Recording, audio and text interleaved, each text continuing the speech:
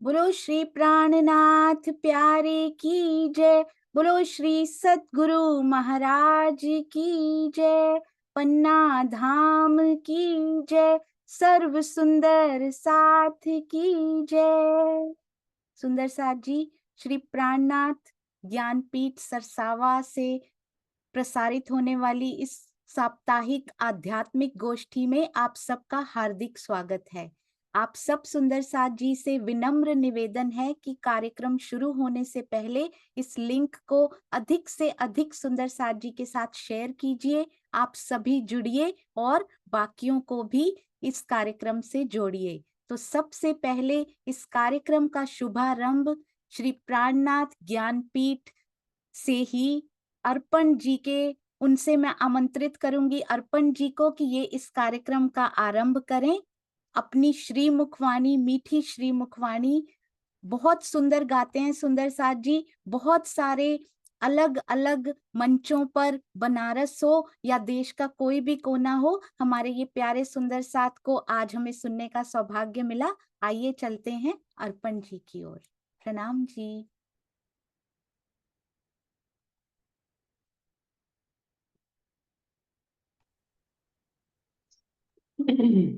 बोले श्री प्राणनाथ प्यारे की।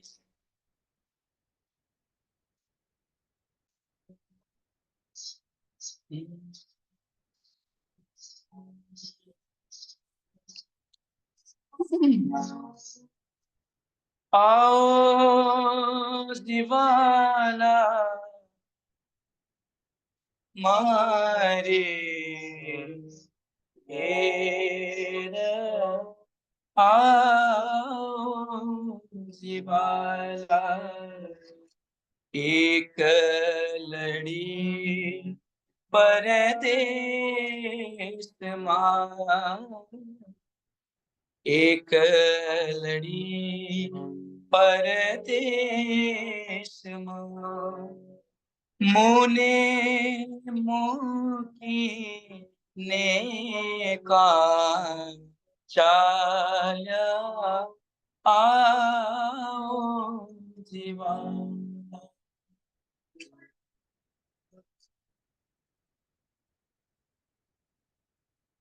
मोने हती नींद लड़ी, मोने हती नींद लड़ी, तमे सूती की काराते, तमे सूती की काराते, जागी ज्योत प्योजी न पासे, जागे ज्योत प्योजी न पासे, पासे तो ठासे पर भाते, पासे तो ठासे पर भाते।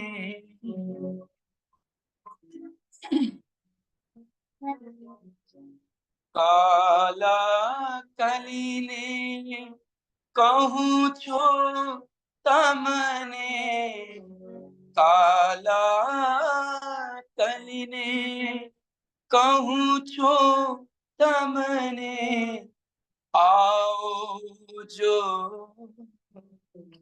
आने खीने, आओ जो आने खीने, मारा मनना मनोरथ पुरजो, मारा मनना मनोरथ पुरजो, श्री इंद्रावती लागे चरणे, श्री इंद्रावती लागे चरण।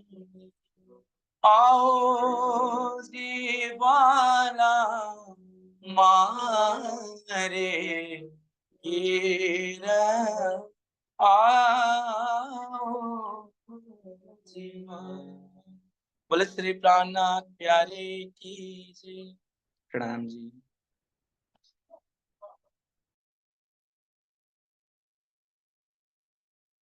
प्रणाम जी सुंदर साथ जी। अभी हमने सुना आवो जी वाला हमारे घेर कि प्रियतम आप आइए हमारे हृदय मंदिर में आकर विराजमान हो जाइए। तो आइए सुंदर साथ जी, अब हम चलते हैं लंदन से पधारे हुए हमारे डॉक्टर प्रवीण जी हमारे साथ जुड़े हुए हैं। आइए उनके मुखार बिंद से श्री मुखवाणी श्री बीतक साहब के प्रसंगों और विभिन्न प्रकार के उदाहरणों के माध्यम से प्रेरणादायक चर्चा डॉक्टर प्रवीण जी। प्रणाम जी।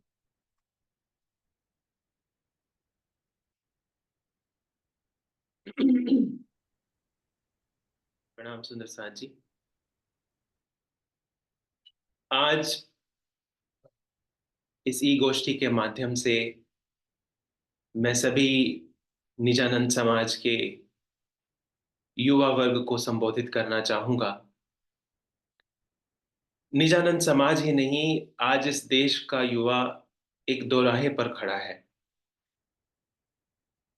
एक तरफ पश्चिम की चकाचौंध है, वेस्टर्न कल्चर है जो उसे अपनी तरफ आकर्षित करता है। हजारों वर्ष पहले चारवाक ने एक सिद्धांत दिया था कि खाओ पियो और मौज करो, eat drink and B Mary. ये सिद्धांत देखने में बड़ा अच्छा लगता है। आपने भी देखा होगा कि जो प्रमोशन, सैलरी, प्लेसमेंट, इस पूरे सिस्टम में एक युवा की सारी ऊर्जा लग जाती है। जो 10,000 कमाता है उसे लगता है कि जिस दिन 1 लाख कमाऊंगा उस दिन आनंद होगा। जो 1 लाख कमाता है उसे लगता है कि जिस दिन 10 लाख कमाऊंगा उस दिन आनंद होगा। जो 10 लाख कमाता है उसको लगता है कि जिस दिन 1 करोड़ कमाऊंगा उस दिन आनंद होगा। लेकिन बहुत जल्दी, ज्यादा समय नहीं लगता, जो भी युवा वर्ग मुझे सुन रहा होगा वो जानते होंगे कि बहुत जल्दी सबको समझ में आ जाता है कि दूर चमकती हुई रेत को पानी समझकर जो हम सब दौड़ते हैं, थोड़े ही समय में समझ में आ जाता है कि वो पानी नहीं है, वो केवल रेत ही रेत है। लेकिन इस तरह की मानसिकता, इस तरह का कंपटीशन, इस तरह का वातावरण अपने साथ अनेक मानसिक तनाव भी लेकर के आता है। आपको जानकर के हैरानी होगी कि अमेरिका जैसे विकसित देश में भी 10 में से 7 लोग जो हैं वो किसी ना किसी मानसिक बीमारी का शिकार होते हैं। और आजकल तो भारत देश में भी कई बार सुंदर साथ मुझसे कहते हैं किसी को डिप्रेशन हो रहा है, एंजाइटी हो रही है, मैनिया हो रहा है। कोई ना कोई किसी ना किसी मानसिक रूप से ग्रसित है। जब जब मानसिक स्थिति कमजोर होती है, इस तरह से मन मानसिक बीमारियों का शिकार होता है, तो उसके सामने दो ही विकल्प दिखाई देते हैं। या तो वो किसी न किसी नशे का सहारा लेता है या फिर आत्महत्या जैसे प्रयास करता है। यदि किसी के जीवन में धार्मिक संस्कार हो, परिवार से उसे कुछ धार्मिक संस्कार मिले हो, तो उसके मन में कहीं ना कहीं धर्म के लिए एक जिज्ञासा अवश्य रहती है। वो धर्म रूपी दूसरी पगडंडी, दूसरे राह को भी देखता है। लेकिन दुर्भाग्य है भारत देश का कि आज भारत देश में धर्म के नाम पर केवल कुछ रूढ़िवादिताएं, कुछ परंपराएं, कुछ अंधविश्वास, कुछ रीतियां चली आ रही हैं और भारत बस उसको एक गठरी की तरह ढो रहा है। कई बार देख करके आश्चर्य होता है कि जो देश पतंजलि जैसे ऋषि की कर्म भूमि रहा, जिस देश में पतंजलि ने अष्टांग योग को प्रकट किया, जिस देश में शंकर जैसे आदि योगी महायोगी हुए, उस देश का युवा आज शंकर के नाम पर भांग पी रहा है, चरस खा रहा है और डीजे बजा बजा करके नाच रहा है। कितना शोचनीय है कि जिस देश में वेदांत की गंगा व्यास ने बहाई हो, वेदांत रूपी ज्ञान की गंगा व्यास ने बहाई हो, उस देश का अधिकतर से ज्यादा आबादी जो है एक स्थूल गंगा में ही नहाकर अपने आप को कृतार्थ समझ रही है। जिस देश में कपिल, पाणिनि, जैमिनी जैसे महान दार्शनिक हुए, जिन्होंने अध्यात्म के गहरे विषयों पर गहन चर्चा की, एक दर्शन समाज के सामने प्रस्तुत किया, आज उस भारत देश में दर्शन को जानने वाला कोई नहीं है। और धर्म के नाम पर, दर्शन के नाम पर केवल कुछ रूढ़िवादिताएं हैं, कुछ परंपराएं हैं, कुछ पीढ़ी दर पीढ़ी आ रही कुरीतियां हैं, जिनको ये समाज बस धर्म के नाम पर ढोए जा रहा है। सोचिए, जिस देश ने ऐसा सुनहरा अवसर भी देखा जब गौतम और बुद्ध के जैसे करुणावान, पवित्र हृदय वाले पुरुष इस भारत भूमि पर विचरते थे, लेकिन आज उसी देश में धर्म के जो ठेकेदार बने बैठे हैं, ऊंचे संस्थानों पर बैठे हैं, उन्होंने हिंसा की सारी हदें पार कर दी। युवा जब इसको देखता है तो उसको लगता है कि क्या यही धर्म की परिभाषा है? उपनिषद कहता है सत्यम ज्ञानम अमृतम ब्रह्म, कि ब्रह्म सत्य है, ज्ञान स्वरूप है, अमृत स्वरूप है। क्या यही अमृत है?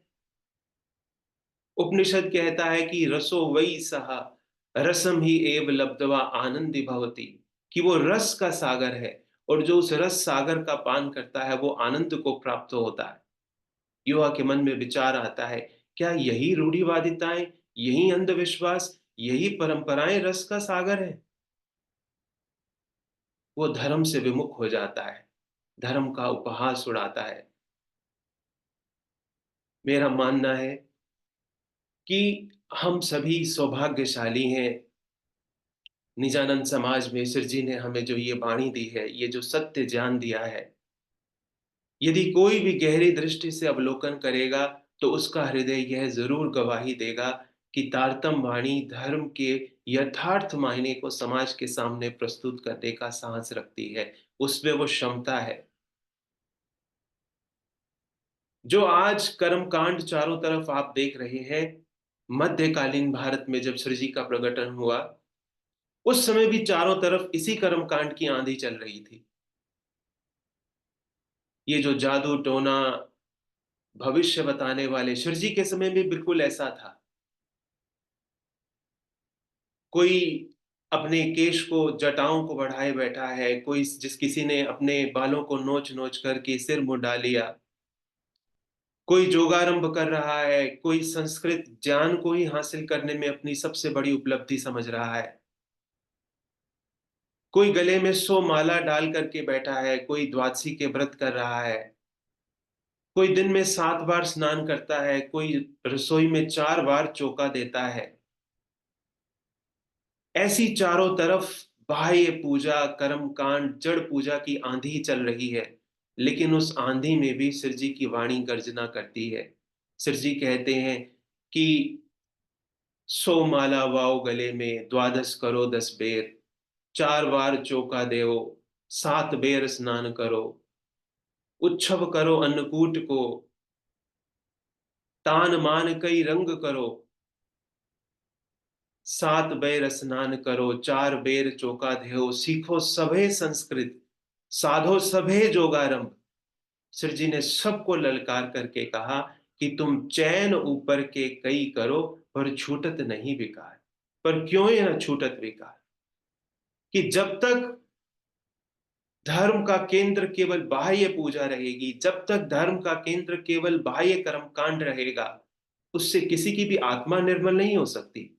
और जब तक किसी की आत्मा निर्मल नहीं होती, जब तक ज्ञान, सत्य ज्ञान का हृदय में प्रकाश नहीं होता, जब तक ज्ञान की सुगंधी हृदय में प्रवेश नहीं करती, प्रेम की धारा हृदय में नहीं बहती, तब तक कोई भी ये नहीं कह सकता कि मैंने उस ब्रह्म को पा लिया, मैंने उस ब्रह्म का साक्षात्कार कर लिया। यो न कहियो कोई जन, धनी पाया इश्क बिन। श्री जी ने सारे धर्म के मायने को उलट दिया। जो धर्म बहिर्मुखी बन चुका था, श्री जी ने उसे अंतर्मुखी बनने पर जोर दिया। सिर जी की वाणी ने सबको निष्काम कर्म की शिक्षा दी। सिर जी की वाणी ने सबको संबोधित किया कि भले ही इस संसार में निष्काम कर्म से जियो, लेकिन इस संसार से परे कोई है जिसे पा लेने के बाद इस संसार में कुछ भी पाना शेष नहीं रह जाता। सिर जी की आत्मा हर किसी को यही संदेश देती थी कि ओ मेरी वासना तुम चलो अगम के पार। कि असत से परे जो सत्य है, तमस से परे जो प्रकाशमान है और मृत्यु से परे जो अमृत का सागर है, अपनी आत्मा को उसकी तरफ मोड़ चलो, उसका साक्षात्कार करो, उसका दीदार करो। श्री जी ने हर तरह की बाह्य पूजा, कर्म कांड, संप्रदायवाद को तोड़ा। आज सारा संसार वर्तमान समय में भी संप्रदाय में बट रहा है। पूरे भारत में संप्रदायवाद की आंधी चल रही है। धर्म के नाम पर कट्टरता फैल रही है। देश जातियों में बंटता है, स्त्री पुरुष में बंटता है। आज से 400 साल पहले श्री जी ने इस देश को, इस संसार को ऐसा मंत्र दिया जो इन सभी द्वेषों को समाप्त करने का सामर्थ्य रखता है। श्री जी ने जातिवाद से ऊपर उठकर, स्त्री पुरुष से ऊपर उठकर, वर्गवाद से ऊपर उठकर, संप्रदायवाद से ऊपर उठकर उस एक अद्वैत पुरुष, उत्तम पुरुष साहिब की पहचान कराई है, जिसको पहचान करने के बाद, जिसको पाने के बाद संसार के सारे झगड़े समाप्त हो जाते हैं। निजानंद समाज का जो युवा वर्ग है, मैं उससे कहना चाहूंगा कि आप दिन में से 24 घंटे में से कुछ ना कुछ समय ऐसा निकालिए जिसमें आप तारतम वाणी को पढ़ें। आप तारतम वाणी के ग्रंथों को, इन चौपाइयों को पढ़ेंगे तो आपको लगेगा कि सरल साधारण हिंदुस्तानी भाषा में ये जो ज्ञान उतरा है, इसके अंदर अध्यात्म के वो रहस्य छिपे हैं जिसको पाकर के हृदय गवाही देता है कि यही सत्य स्वरूप है, यही ज्ञान स्वरूप है और यही ब्रह्म का आनंद स्वरूप है, जिसके बारे में उपनिषद ने कहा कि सत्यम ज्ञानम अमृतम ब्रह्म। आप इस वाणी को पढ़िए। आपके पास कितनी भी व्यस्तता है, लेकिन आप थोड़ा सा समय निकालिए अपने लिए। आप प्रतिदिन तारतम वाणी को पढ़िए। हमारी तारतम वाणी के प्रति अटूट आस्था हो, हमारा श्री जी के प्रति अटूट समर्पण हो। आप ये विचार कीजिए कि आज पूरा देश धर्म के नाम पर किस खाई में गिरता जा रहा है, लेकिन श्री जी एक हमारे रहनुमा बन करके आए हैं, जिन्होंने हम सभी के हाथ पकड़ करके हमें सत्य ज्ञान की राह दिखाई। तारतम वाणी कहती है कि जन्म अंधी जे हम होते, सो तुम देखी देखिए। जैसे एक गांव में सब अंधे थे और हर कोई दीवार में ठोकर खा रहा है, हर कोई गड्ढे में दिख रहा है, उस गांव में एक व्यक्ति आता है जो देखता है कि गांव के लोग बेचारे कितने परेशान हैं, सबको दृष्टि देता है। जिस दिन दृष्टि मिलती है, तब वो देखते हैं कि हम किस अवस्था में थे, कहाँ हम एक एक दूसरे के अंदर दीवारों से टक्कर खा रहे थे, गड्ढों में दिख रहे थे। अहोभाग्य हमारा, किसी ने हमें दृष्टि प्रदान की। तारतम वाणी कहती है कि जन्म अंधी जे हम होते, सो तुम देखी देखी। आपने हमें दृष्टि दी है, किन बदबोए में होते, अब आई कौन खुशबोए। कि समाज की ईर्ष्या द्वेष न जाने कैसी बदबोए में हम जी रहे थे, आपने हमें धाम की सुगंधी दी, आपने हमें आनंद से परिचय कराया, आपने हमें ब्रह्म के सत्य स्वरूप का बोध कराया। ये सृजी की हमारे ऊपर बहुत अपार मेहर है और मैं हृदय से ये कहता हूं कि हम सब ऋणी हैं उनके। हमें ये प्रतिपल भान रहे कि जो मुझे सौभाग्य मिला है, जो मुझे मेरे सिर पर एक ऋण है, मैं इस ऋण को कैसे उतारूं। 24 घंटे में आपके हृदय में कभी ना कभी ये विचार अवश्य आए कि मैं इस ऋण को उतारने के लिए क्या कर रहा हूं। यदि आपके पास सामर्थ्य है, यदि आपको राज्य ने बौद्धिक क्षमता दी है, आप इस सत्य रूपी ज्ञान को संसार में फैलाइए। यदि आपके पास आर्थिक साहित्य सामर्थ्य है, तो आप अर्थ से सेवा कीजिए, लेकिन किसी न किसी रूप में आपके हृदय में प्रतिपल ये भाव रहे कि मेरी भी कुछ जिम्मेदारी है, मैं भी निजानंद के प्रति अपनी उत्तरदायित्व को निभाऊं, मैं भी अपनी भागीदारी को निश्चित करूं। भले ही आप महंगे से महंगे वस्त्र पहने, ब्रांडेड कपड़े पहने,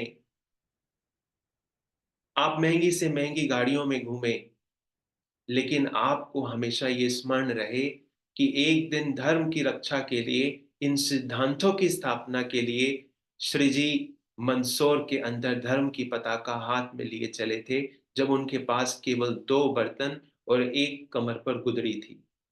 एक तुम्बा हाथ में, दूजा तुम्बा कमर पर। यही श्री जी की संपत्ति है, लेकिन फिर भी निडर हैं और इतने आनंद से आगे बढ़ रहे हैं।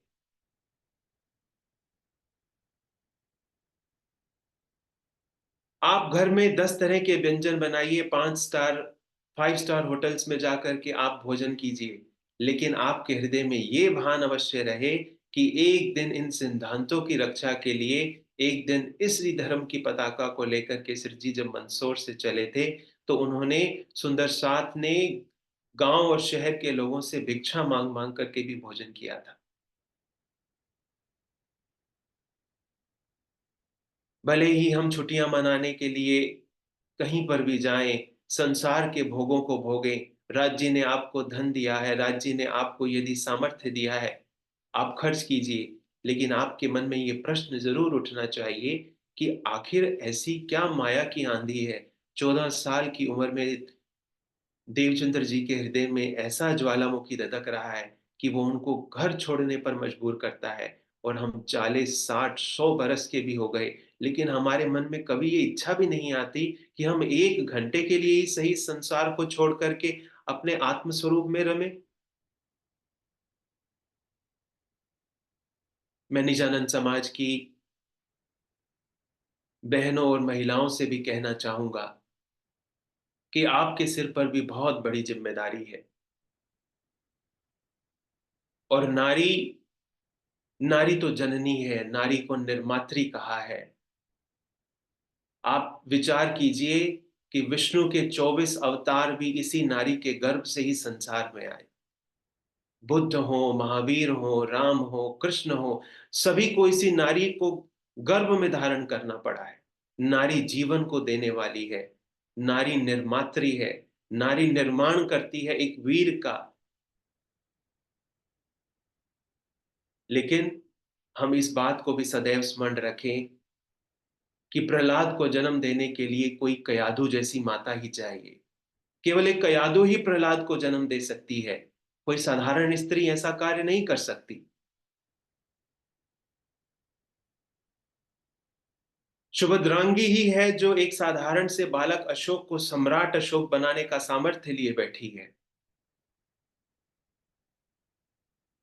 जब राम वनवास में जा रहे थे, राम को वनवास मिला, राम जाने से पहले चारों माताओं के सामने हैं, हाथ जोड़ करके सबको निवेदन कर रहे हैं, सबके आशीष ले रहे हैं। राम की मां कौशल्या वहां पर खड़ी है। कौशल्या राम से कहती है कि राम, इंद्र तेरी रक्षा करे, वरुण तेरी रक्षा करे, पांचों तत्व तेरी रक्षा करें, 10 दिशाएं तेरी रक्षा करें। जो जो भी तेरी रक्षा करेगा, मैं उसका एक एक दीपक इस राजमहल में जलाऊंगी। लेकिन राम, तुम एक बात को सदैव याद रखना, तुम ये मत सोचना कि जंगल में तुम्हारी रक्षा कौन करेगा। तुम कभी भयभीत मत होना कि तुम्हें जंगल में रास्ता कौन दिखाएगा। आज धर्म के लिए तूने इस राज सिंहासन, इस राज भवन को छोड़ा है, तो वो धर्म उस वन में भी तेरी रक्षा करेगा। ये धर्म तुझे रास्ता दिखाएगा। धर्मो रक्षति रक्षिता। आज तू धर्म की रक्षा के लिए राजभवन छोड़ रहा है, ये धर्म भी राजभवन को छोड़ करके वन में तेरी रक्षा के लिए आएगा। कौशल्या कहती है कि जाने से पहले सबसे पहला आशीर्वाद तू अपनी मां के कई से ले। ये कहने के लिए, ऐसी अवस्था में ऐसा संदेश देने के लिए बहुत बड़े सामर्थ्य की आवश्यकता है, एक बहुत बड़ा दिल चाहिए जो कौशल्या के पास है। और इतिहास साक्षी रहेगा कि जब जब कौशल्या जैसी मां पैदा होगी, राम के जैसा चरित्र निर्मित होगा ही होगा, जो गली गली देश देश में पूजा जाएगा। गौतम बुद्ध का नाम आपने सुना होगा। गौतम बुद्ध सब छोड़ करके संन्यास लेते हैं। उनकी पत्नी है यशोधरा, कपिल वस्तु के राजकुमार हैं। सब कुछ छोड़ करके यशोधरा को बिना बताए संन्यास के लिए वन में चले जाते हैं। और जातक कथाएं कहती हैं कि जिस दिन बुद्ध ने घर छोड़ा उसी दिन उनके पुत्र का जन्म हुआ, जिसका नाम रोहित था। यशोधरा एक शतरानी है। यशोधरा कविताएं भी लिखती है। यशोधरा ने कई कविताएं लिखी। 7 साल बुद्ध वन में रहे, यशोधरा ने कई कविताएं लिखी, लेकिन उसकी एक कविता आज पूरी नारी शक्ति के लिए एक उदाहरण बनकर के खड़ी है। यशोधरा अपनी सहेली से कहती है कि सिद्धि हेतु स्वामी गए, यह गौरव की बात, कि ये बहुत गौरव की बात है कि जो मेरे स्वामी हैं वो परमात्मा की खोज में गए हैं। सिद्धि हेतु स्वामी गए, यह गौरव की बात, लेकिन चोरी चोरी गए, यही बड़ा आघात। लेकिन वो चोरी चोरी चले गए। मुझे बस यही बात बड़ी खलती है।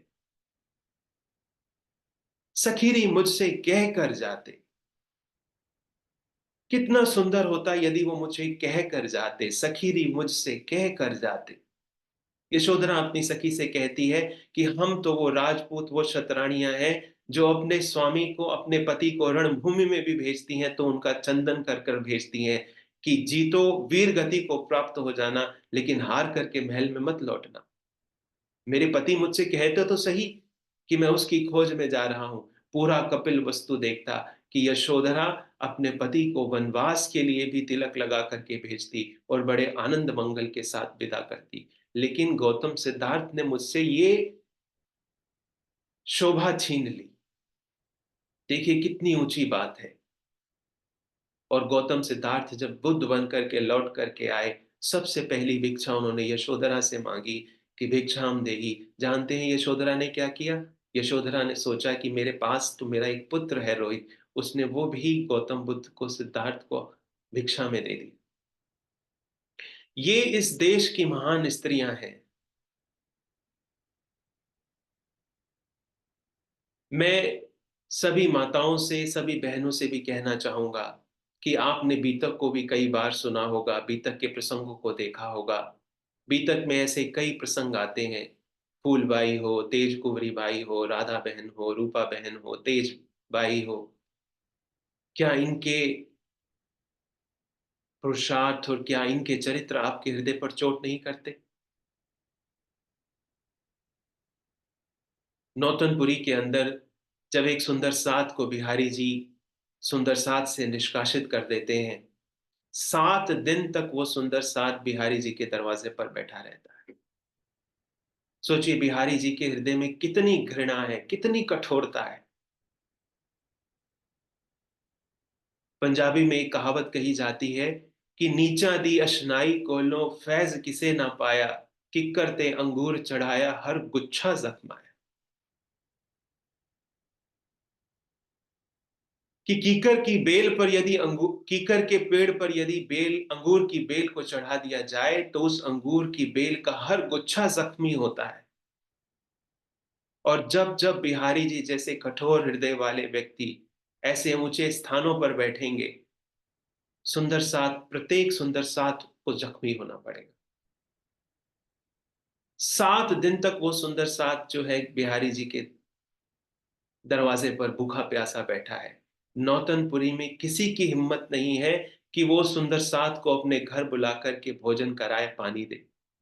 लेकिन एक महिला खड़ी होती है जिसका नाम है फूलबाई। फूलबाई ने ये सामर्थ्य जताया है जो नौतनपुरी के किसी पुरुष के पास उस समय नहीं था। सभी डरे हैं बिहारी जी की कठोरता से, सभी को बड़ा भय लगता है, लेकिन फूलबाई के पास ऐसा सामर्थ्य कहां से आया? फूलबाई ने उसे भोजन कराया, फूलबाई ने उसे पानी पिलाया, और 6 साल, 6 महीने तक फूलबाई अपने घर में भूखी बैठी रही। फूलबाई ने अपने प्राण त्याग दी। फूलबाई से भी सुंदर साथ ने कहा होगा कि बिहारी जी से क्षमा मांग लो, बिहारी जी से माफी मांग लो। कुछ समझौता हो सकता था, लेकिन फूलबाई ये जानती है कि सत्य भरणीय है, धर्म को नहीं छोड़ा जा सकता। फूलबाई इस समाज के लिए, समाज की महिलाओं के लिए एक आदर्श है, जिनके हृदय में फूल जैसी कोमलता तो है, जिससे किसी भी सुंदर साथ का दुख नहीं देखा जाता, लेकिन उनका दृढ़ संकल्प, उनकी धर्म के प्रति जो परायणता है, वो इंद्र के व्रज से भी ज्यादा कठोर है। फूलबाई ने अपना जीवन दे दिया, लेकिन धर्म के सिद्धांत के आगे झुकना स्वीकार नहीं किया, और क्षण भर के लिए ही सही बिहारी जी जैसे गादीपति के अहंकार को धूल में मिला दिया। ऐसे अनेक उदाहरण हैं बीतक में। मंदसौर उदयपुर से जब बाई जुरात चली थी तो उनकी साड़ी भी फटी हुई थी, लेकिन फिर भी चेहरे पर मुस्कान है। अभाव में भी उन्हें लग रहा है कि हमें जीवन का कितना बड़ा भाव, जीवन में कितना रस, जीवन में कितना आनंद मिल रहा है। आपकी शोभा भोजन पकाने, साजो श्रृंगार और केवल घर के झगड़ों में नहीं है। जीवन की कीमत इससे कहीं ज्यादा है। आप त्याग, तप और इन आदर्शों को अपने जीवन में धारण कीजिए। हो सकता है अस्तित्व आपको भी मौका दे एक तपस्वी को जनने का, एक महान पुरुष को जनने का। गुरुकुल की कन्याएं भी यहाँ पर बैठी मुझे सुन रही हैं। उनसे भी मैं कहना चाहूंगा कि नारी अबला नहीं है, नारी शक्ति है। आप अपनी शक्ति को जानो, अपने सामर्थ्य को जानो। धर्म के नाम पर इस भारत देश में स्त्री को केवल ढोलक बजाने, चिमटा पीटने और नाचने गाने तक सीमित रखा गया है। आज आपके पास मौका है, इस समाज को एक उदाहरण बनकर के प्रस्तुत करो कि एक नारी के अंदर विदुषी बनने का भी सामर्थ्य छिपा है। वो अपने ज्ञान से लोगों की दिशा भी बदल सकती है। एक समय इस देश ने ऐसा गौरव देखा था जब गार्गी और मैत्रेयी का जमाना था। महाराजा छत्रसाल ने केसरबाई को ज्ञान का दीपक देकर के नौतनपुरी में ज्ञान के प्रकाश के लिए भेजा था। स्वामी जी ने आपके हाथ में भी ज्ञान रूपी दीपक दिया है। इस दीपक को प्रज्वलित करो, इस दीपक की रोशनी को और बढ़ाओ, तप और त्याग के गुणों को धारण करो, और इस दीपक के प्रकाश से इस निजानंद समाज और देश में फैले धर्म के नाम के पर अंधकार को समाप्त करने का प्रयास करो। सभी युवा वर्ग, पुरुष महिला, सभी से मेरा यही निवेदन है कि हम सभी अपनी क्षमता अनुसार, हम सभी अपनी सामर्थ्य अनुसार अपनी अपनी भागीदारी को सुनिश्चित करें। हमारी अटूट आस्था ब्रह्मवाणी पर हो, हम सृजी के सामने नतमस्तक हों। प्रतिदिन हमारे हृदय में ये भान जरूर हो कि हम कुछ जो हमें प्राप्त हुआ है उस ऋण को चुकाएं। ब्रह्मवाणी के ऊंचे आदर्शों को, इन ऊंचे सिद्धांतों को अपने जीवन में अपनाएं और अपने सामर्थ्य के अनुसार इसे जन जन तक फैलाने का प्रयास करें। मैं यही आशा रखता हूं कि आप सभी मेरे इन वचनों पर विचार करेंगे और जिन महान आदर्शों को हमारे सामने बीतक में रखा गया है, धर्म के जिन ऊंचे आदर्शों को तारतम वाणी विस्तृत व्याख्या कर रही है, हम उन्हें जीवन में अपनाएं। पश्चिम की चकाचौंध, धर्म की आडंबरता, अंधविश्वास, कुरीतियों से ऊपर उठ करके धर्म के वास्तविक स्वरूप को जाने।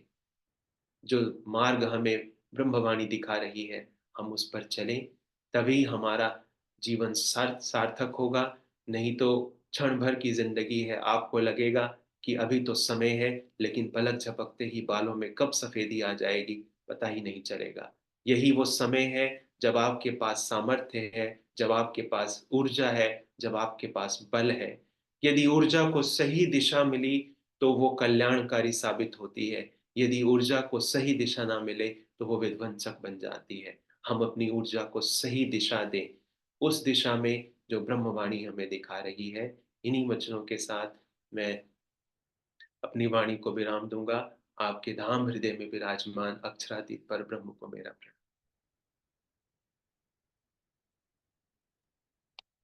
प्रणाम जी। कितना सुंदर युवाओं को उद्बोधन किया डॉक्टर प्रवीण जी ने कि तारतम वाणी ही सब धर्मों का एकीकरण करके युवाओं को सही राह पर ला सकती है।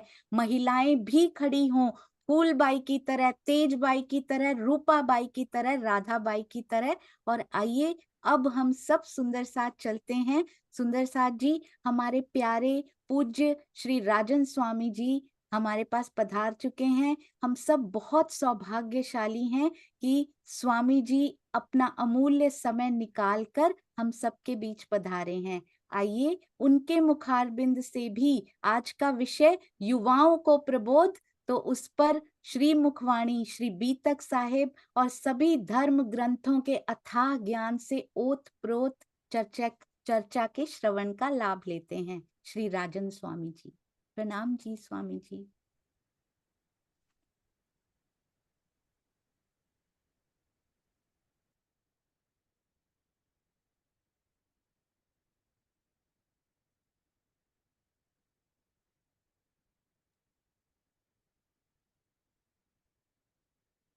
कठोपनिषद की एक उक्ति है,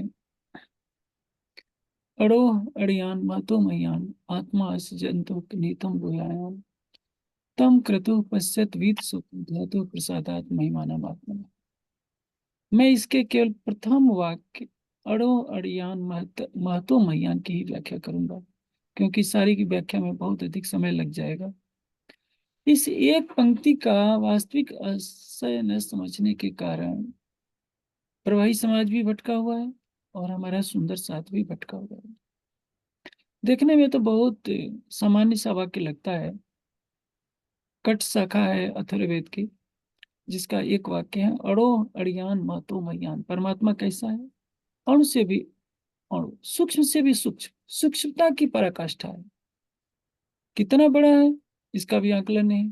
जितने आनंद की हम कल्पना कर सकते हैं, बड़ी से बड़ी वस्तु उससे भी बड़ा है। यदि इसका शाब्दिक अर्थ देखा जाए तो आप कहेंगे कौन सी बड़ी बात है, लेकिन ऐसा नहीं है। जब से सृष्टि पैदा हुई है तब से आज तक इसका रहस्य समझा नहीं जा चुका है। ऐसे तो वेदांत के नाम पर कई तरह की भ्रांतियां भी समाज में प्रचलित हो जाती हैं। और युवावस्था में क्या होता है, जोश होता है लेकिन होश कम होता है। मार्गदर्शन करने वाले कुछ वयोवृद्ध होते हैं, उनसे अधिक उम्र दराज के ही व्यक्तित्व होते हैं जो परमात्मा के संबंध में बताने का प्रयास करते हैं। युवा वर्ग जिस तरफ दौड़ पड़ता है तो दौड़ता जाता है।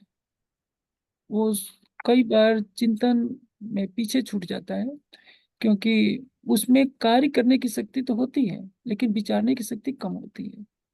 उत्तरदायित्व तो उनका होता है जो उन युवाओं के पथ प्रदर्शक होते हैं। जैसे एक विचारधारा बन गई है कि तुम अपने मन के विकारों को दूर कर दो तो तुम स्वयं परमात्मा के समान बन जाओगे। अब देखिए, उपनिषद का यह वाक्य लिया गया है कि ब्रह्मविदो ब्रह्म एव भवति, लेकिन ब्रह्मविद कहा गया है। केवल निर्मलता से संबंध नहीं है, आपने अपने विकारों को जीत लिया, लेकिन चित्त की जो वासनाएं जन्म जन्मांतरों की हैं, जब तक उसको पूर्णतः दग्ध नहीं किया, निर्विष समाधि में नहीं पहुंचे, परम गुहा में नहीं पहुंचे, ब्रह्म का साक्षात्कार नहीं किया, तब तक तो आप ब्रह्मविद हो ही नहीं सकते। केवल वेदांत के कुछ सूत्र रट लेने से, कुछ उपनिषद के वाक्यों को याद कर लेने से कोई ब्रह्मविद नहीं बन सकता। और ये धारणा पाल लेना कि अब हम निर्मल हो गए हैं, हम ही साक्षात ब्रह्म है, ईश्वर नाम की कोई अनादि सत्ता नहीं, तो आप बताइए, आप में सृष्टि की रचना करने का गुण नहीं, सृष्टि का पालन आप नहीं कर सकते, एक छोटा सा धूल का कण भी बनाने की आपके सामर्थ्य नहीं, तो आपकी तुलना परमात्मा से कैसे हो सकती है? उपनिषद के ऋषिकार ने कहा कि जो ब्रह्म को जानता है, आनंदम ही लब्धवा आनंदी बहुत। जो ब्रह्म को जानता है वो ब्रह्म के तदोगत होता है। जैसे अग्नि में लोहा डालेंगे तो लोहा भी अग्नि के समान दहकने लगता है, वैसे ही जब जीव ब्रह्म का साक्षात्कार कर लेता है, जीव भाव से परे हो जाता है, आत्म स्वरूप में स्थित हो जाता है, तो ब्रह्म की साधारणता को प्राप्त कर उसके आनंद को प्राप्त कर लेता है, प्रेम को प्राप्त कर लेता है। ये भाव है। ऐसा नहीं कि इसमें शिष्ट कर्तृत्व भी आ जाएगा, शिष्ट की रचना, शिष्ट के पालन का भी गुण आ जाएगा, शिष्ट का संहार करने की भी क्षमता आ जाएगी, ये संभव नहीं। हम सुंदर साथ भी कई भ्रांतियों से ग्रसित हो जाते हैं। जैसे देखा जाए कि कोई महल होता है, उसकी सजावट होती है, लेकिन वो सजावट कब हो सकती है? जब महल का ढांचा किया खड़ा हो। दार्शनिकता, दार्शनिक सिद्धांतों में जब तक हमारी दृढ़ता नहीं होगी, दार्शनिक सिद्धांत क्या है? एक हमारी ज्ञान का एक महल होता है, और जब वही खड़ा ना हो तो केवल ऊपर की लिपापोती से, दीवारों को चिकना बनाने से महल कब तक खड़ा रहेगा? भरभरा कर गिर जाएगा। हम सुंदर सा से भूल क्या होती है कि हम कभी कभी परिक्रमा के ग्रंथ में वर्णित लीलाओं में ज्यादा खो जाते हैं, और राज्य श्यामा जी के आभूषणों को, उस सौंदर्य को जो अलौकिक है, प्रकृति से परे का है, उसको संसार में घटित करने का प्रयास करते हैं।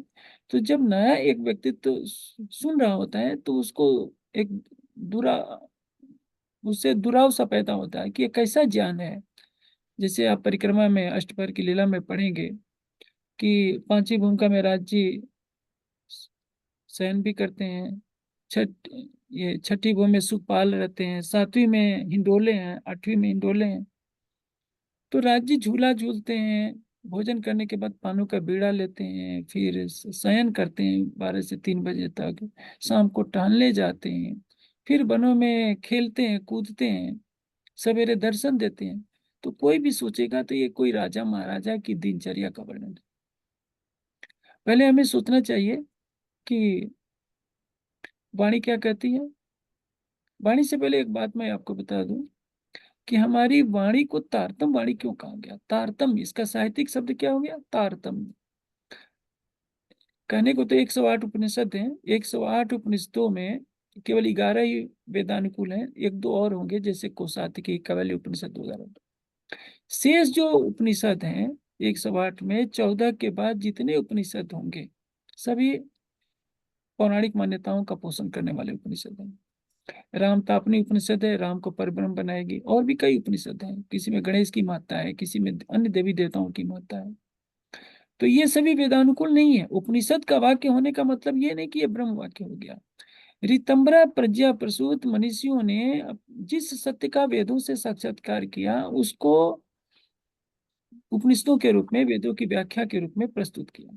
जैसे वेदांत है, वेदांत का अर्थ क्या होता है? वेदस्य अंतः, वेद का निर्णय। वेद कहना क्या चाहता है?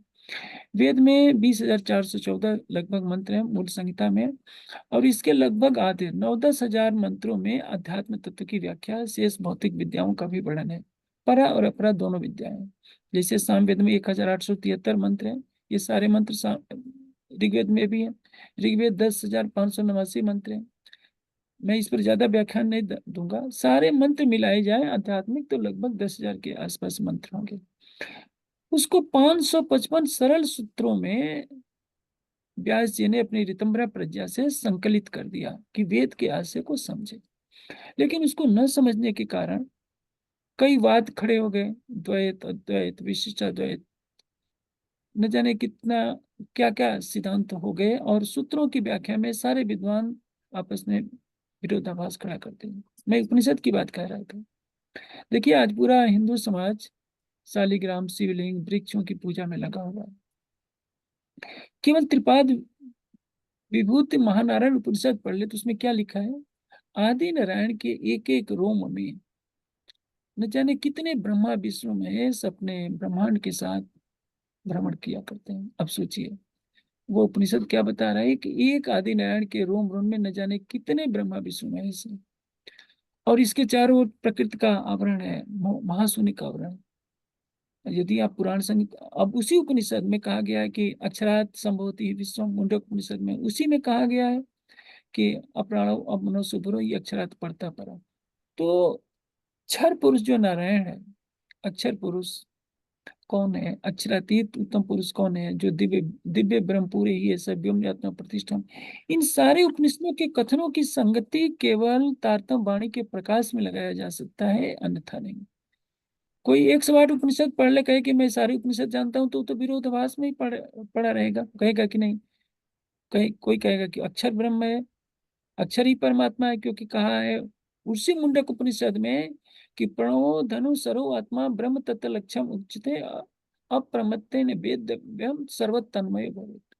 तो कहीं अक्षर को परमात्मा बनाया जा रहा है, कोई नारायण को परमात्मा बनाया जा रहा है, और उन्हीं उपनिषदों में कहीं राम को, कहीं किसी गणेश को कहीं, किसी को एक नृसिंह तापनी उपनिषद है, उसके अनुसार नृसिंह अवतार ही सब कुछ है। तो कोई निर्णय ही नहीं कर सकता। आपको राजी ने तारतम वाणी का प्रकाश दिया, लेकिन तारतम वाणी का चिंतन करने के बाद हम सुंदर साथ भी कहीं न कहीं भटक गए हैं, क्योंकि हम चितवनी से दूर हैं। और युवा वर्ग इसमें ज्यादा भटक जाता है, क्योंकि उसका मार्गदर्शक कोई नहीं मिलता। देखिए, वृद्धों के पास एक पूरे जीवन का एक लंबा अनुभव होता है। कोई भी, हमारी संस्कृति क्या कहती है, विदेशों में आप जाएंगे तो वृद्धों को कोई पूछता नहीं है। अमेरिका युवाओं के लिए स्वर्ग है और वृद्धों के लिए नरक है, कोई पूछने वाला वृद्धों को नहीं। लेकिन भारतीय संस्कृति में चाहे अरबोपति हो, चाहे चक्रवर्ती राजा क्यों ना हो, घर रहेगा तो अपने वृद्धों जनों को पैर छूकर ही प्रणाम करना पड़ेगा, क्योंकि भारतीय संस्कृति वृद्धों को आदर देती है। तो कहने का आशय क्या है, वृद्धों का कार्य है युवा वर्ग को मार्गदर्शन देना। युवाओं का है कार्य है कि उस ज्ञान की धारा को आत्मसात करके, उनके पास शारीरिक, मानसिक, बौद्धिक सारी ऊर्जा होती है, उस ऊर्जा को सकारात्मक भाव से प्रस्तुत करना। लेकिन जब युवा वर्ग सोचता है कि मुझे किसी की बात नहीं मानी है, तो भटकाव वहीं से शुरू हो जाता है। मैं वही बात बता रहा था कि वेदांत के सूत्रों का वास्तविक असर न जानने के कारण जो समाज में, हमारे समाज में, पूरे हिंदू समाज में, विश्व स्तर पर देखा जाए तो अच्छे अच्छे उपदेष्टा भी भटकाव के शिकार हैं, कि क्योंकि उन्होंने अद्वैत वेदांत का अध्ययन किया होता है और उसकी भी बारीकियों को नहीं समझा होता है।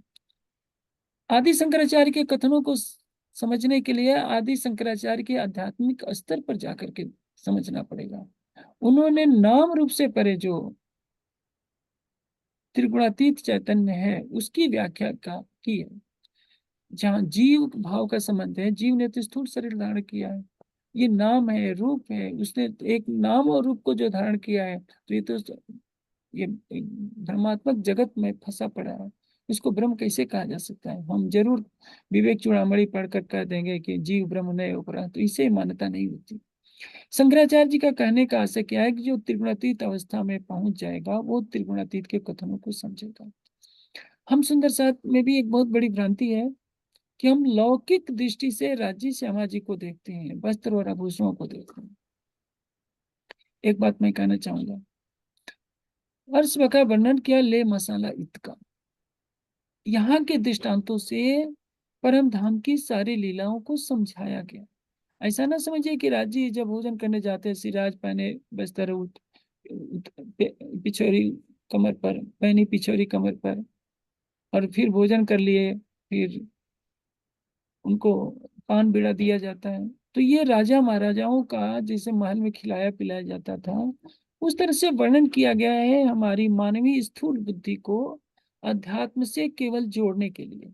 क्योंकि वो स्वरूप कैसा है, मैं पहले शब्द की जो उक्ति बोली थी मैंने, अड़ो अड़ियान, सूक्ष्म से सूक्ष्म। मनुष्य जितनी सूक्ष्मता की कल्पना कर सकता है, परमात्मा उससे भी सूक्ष्म है। आप कहेंगे कि कैसे संभव है? आप देखिए, ये जो अनंत सृष्टि दिखाई दे रही है, कहां से पैदा हुई है? सूक्ष्मतम प्रकृति से पैदा हुई है।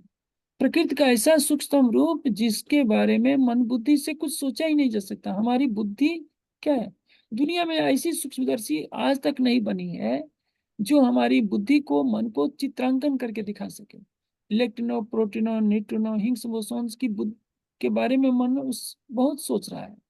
हिग्स बोसॉन्स भी अभी स्थूल है, मन, चित्त, बुद्धि और अहंकार के आधार पर, क्योंकि हमारी इंद्रियां अहंकार से उत्पन्न हुई है। महातत्व से हमारी मन, चित्त, बुद्धि, अहंकार चारों अंतःकरण की रचना हुई है। महातत्व कितना सूक्ष्म है कोई आज तक बता नहीं पाया। महातत्व से सूक्ष्म कारण प्रकृति है, जिसको अव्यक्त कहा जा सकता है।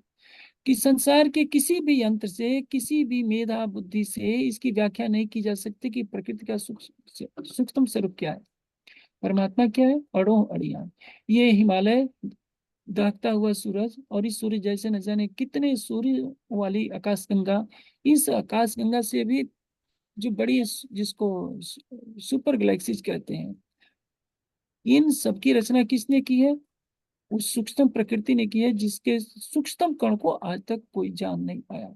हम हिग्स बोसॉन्स कर संतोष कर लेते हैं, लेकिन सच ये है प्रकृति के सूक्ष्म स्वरूप को केवल समाधि अवस्था में ही देखा जा सकता है। तो परमात्मा के बारे में क्या कहा गया? माता परम अव्यक्ता, अव्यक्तात् पुरुषः परः, पुरुषात् परम न किंचित, सा काष्ठा सा परा गति। और परम गति है महतः परम अव्यक्त, महत तत्व से परे अव्यक्त प्रकृति है, अव्यक्त से परे कौन है? वो अव्याकृत ब्रह्म का स्वरूप। आप सोचिए, अव्याकृत सबले केवल सत्स्वरूप से भी परे जो चित चित सच्चित आनंदमय परम धाम है, उसको हम स्थूल जगत में मनुष्य की सामान्य क्रीड़ाओं से जब जोड़ देते हैं, दूसरा व्यक्ति सोचता है कि क्या इनके राज्य ऐसे परमात्मा हैं जो नृत्य भी देखते हैं, रात को शाम को टहलने भी जाते हैं, भोजन करके पान बीड़ा खाते हैं, झूला झूलने जाते हैं, पशुओं पर बैठ कर सवारी करते हैं, तो कौन सी बड़ी बात है? ये स्थूल जो लीलाएं हैं हमारी मानवीय बुद्धि को समझाने के लिए है। जैसे छोटे पहली प्राइमरी की कक्षा में कोई बच्चा जाता है तो क्या कहते हैं? क से कबूतर, ख से खरगोश, ग से गमला। लेकिन ये का अर्थ, क का अर्थ कबूतर नहीं होता। कसमय देवाय हविषा विधि में जो बच्चा बड़ा होगा तो क को बताया जाएगा, क का अर्थ होता है आनंद स्वरूप, ख का अर्थ होता है आकाश, ग का अर्थ होता है गमन करने वाला। लेकिन ये अर्थ यदि 5 साल के बच्चे को बताया जाता है तो बिल्कुल नहीं समझेगा। उसी तरह से जो परमात्मा है अड़ोह अड़ियान, मैं आपको अभी स्थूल जगत की रचना के बारे में बता रहा था। विज्ञान जो है बिग बैंग थ्योरी को मानता है, और आप जानते हैं बस ये कहेगा कि सुई के अल्पिन की जो सुई की नोक होती है उसके 1 क्या 10 से भी ज्यादा भाग, मतलब सूक्ष्म भाग से में विस्फोट होता है। उसका असर क्या है? सबसे सूक्ष्म कण से विस्फोट होता है। और आज भी विज्ञान मानता है कि ओम की ध्वनि होती है। दर्शन शास्त्रों में अध्यात्मवादी लोग ऐसा कहा करते हैं। आज नासा ने भी सिद्ध किया है कि सूर्य में ओम की ध्वनि घूमती रहती है। अब जो भी ये सच्चाई है, लेकिन ओम जो ब्रह्म का वाचक नाम है, उसकी ध्वनि गुंजित होती है, वो संकल्प प्रकट होता है जिससे परमाणुओं में क्षोभ पैदा होता है। ये अनंत लोकों लोकांतरों की रचना होती है, गैलेक्सियों का समूह प्रकट होता है। एक दो गैलेक्सी नहीं, असंख्य गैलेक्सियां प्रकट होती हैं, असंख्य सूर्य नक्षत्र प्रकट होते हैं। किससे? एक सूक्ष्म कण से, सूक्ष्म प्रकृति से। तो जो अक्षरातीत का जो स्वरूप है वो कैसा है? क्या वह झूला झूलने से ही आनंद प्राप्त करता है? ये तो राजा महाराजा को चाहिए कि हाँ झूला झूल लिए, खुश हो गए, सवेरे बालकनी में खड़े हो गए, दर्शन दे दिए, अपनी प्रजा को दर्शन दे दिए। राज्य तीसरी भूमि की पड़साल में खड़े होकर के दर्शन देते हैं, क्योंकि हमने इन दृश्यों को देखा है।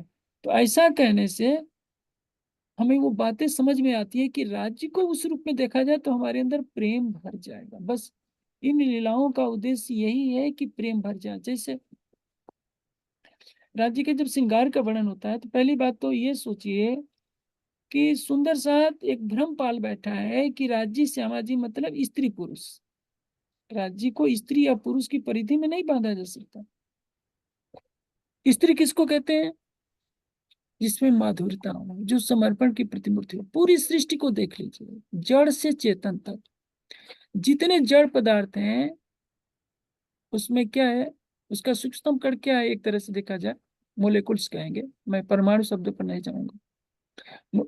जिसको एटम्स कहते हैं उसको मेरी दृष्टि में अणु कहा जाएगा भारतीय दर्शन में, क्योंकि परमाणु का अर्थ होता है सूक्ष्मतम कण, और वो अव्यक्त प्रकृति में होता है, उसका विभाजन नहीं हो सकता।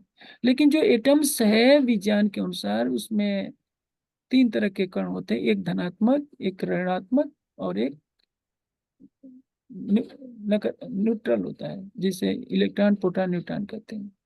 जो धनात्मक और ऋणात्मक दोनों में से किसी एक का अस्तित्व न हो तो उसकी रचना संभव नहीं है। धनात्मक ऋणात्मक है तो विद्युत धारा प्रवाहित हो रही, इलेक्ट्रॉन भी तभी गमन करेंगे, जो विद्युत का प्रवाह तभी होगा जब एक धनात्मक होगा एक ऋणात्मक होगा। उसी तरह से चेतना में भी यही भाव है। पेड़ पौधों में भी देखिए, एक नर पौधा होता है, एक मादा पौधा है। पपीते को देखिए, उसमें नर मादा दोनों के गुण होते हैं। कोई भी फल किसमें होते हैं? मादा पौधे में लगते हैं, उनमें भी प्रजनन प्रक्रिया होती है।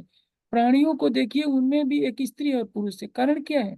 एक प्रेम करने वाला है, एक प्रेम को जिससे प्रेम कर रहा है। जो जड़ पदार्थ में प्रक्रिया है वही चेतन में भी प्रक्रिया है। नारित्व क्या है? प्रजनन की प्रक्रिया को दर्शाना। और पुरुषत्व क्या है? प्रजनन की प्रक्रिया को करने वाला। मूलतः दोनों एक ही तत्व है। अथर्ववेद का एक मंत्र होता है, तुम स्त्री ऐसी तुम पुमानम तुम कुमारम इतवा कुमारी तुम जेणे दंडेन वंशे तुम जातो भविष्य विस्तु मुखा। ये जीव कभी तो स्त्री बन जाता है, कभी पुरुष बन जाता है। ये हमारा ढांचा जो है ना, ये पुरुष है। हमारी चेतना स्त्री पुरुष की प्रवृत्ति से परे है। अपने संस्कारों के अनुसार कोई जीव जब स्त्री का तन धारण करता है तो दूसरों को देखा देखी स्त्री के स्वभाव को ग्रहण कर लेता है, क्योंकि उससे पुरुष प्रेम करेगा। प्रकृति के सारा आकर्षण नारी के तन में समाहित हो जाता है तो पुरुष का मन उसकी तरफ आकर्षित होता है। इस संसार में स्त्री पुरुष की परिभाषा यही दी जाती है। हर स्त्री के अंदर पुरुष विद्यमान होता है, हर पुरुष के अंदर स्त्री तत्व विराजमान होता है। कम और अधिक मात्रा में, ये डॉक्टर साहब अच्छी तरह से बता देंगे आपको, अगले कभी पूछिएगा कि किस तरह से पुरुष तत्व की उत्पत्ति हो, पुरुष का तन पैदा होता है, किसी तरह से स्त्री तन का तन पैदा होता है। ये मेडिकल साइंस की बातें हैं, मैं इस पर ज्यादा नहीं बोलूंगा। मैं तो केवल ये बता रहा हूँ कि हम सुंदर साथ आत्म तत्व को न जानकर राज्य और श्यामा जी को स्त्री पुरुष के रूप में जब चित्रित करने लगते हैं तो ये बहुत बड़ी भ्रांति हो जाती है। सागर में क्या कहा गया है? शोभा श्यामा जी की निपट अति सुंदर, अंतर पट खोल देखिए दो आवत एक नजर। राज्य ही श्यामा जी हैं, श्यामा जी ही राज्य हैं। ये भेद रखना कि राज्य जब कर्मकांड की हवा बहती है तो हमारे कर्मकांडी महापुरुषों ने राज्य को हमेशा दाएं बैठाना है और श्यामा जी को बाएं बैठाना है, क्योंकि उन्हें सिद्ध करना है कि राज्य पुरुष हैं और श्यामा जी स्त्री हैं। इस बात की शिक्षा उन्हें पुराण संहिता से लेनी चाहिए। पुराण संहिता में पुराण संहिता में एक कथानक है, घटनाक्रम है, जिसमें दर्शाया गया है कि श्री कृष्ण राधा का ध्यान करते करते राधा का शरीर धारण कर लेते हैं, राधा श्री कृष्ण का ध्यान करते करते श्री कृष्ण राधा का ध्यान करते करते राधा बन जाते हैं और राधा श्री कृष्ण का ध्यान करते करते श्री कृष्ण बन जाती है।